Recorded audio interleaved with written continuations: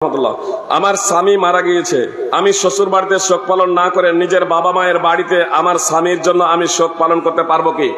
যে ইদ্যত শোক পালন করতে হবে স্বামীর বাড়িতেই, যেখানে আপনি জীবনযাপন করেছেন। স্বামীর বাড়িতেই ইদ্যত পালন অবধি আপনাকে অপেক্ষা করতে হবে।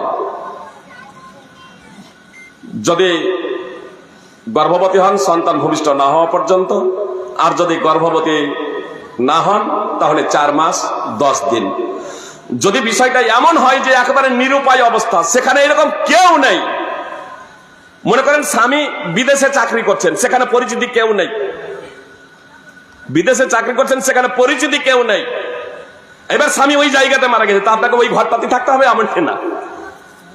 তখন এবার আপনি তার স্বামীর তার নিজস্ব বাড়িতে আসেন।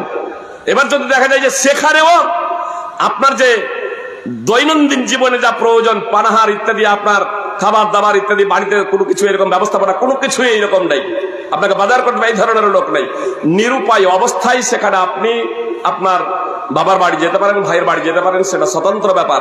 কিন্তু স্বামীর বাড়িতে ব্যবস্থাপনা রয়েছে, সবকিছু রয়েছে, অথচ আপনি বাপের বাড়িতে শোক পালন করবেন, এটা বৈধ নয়।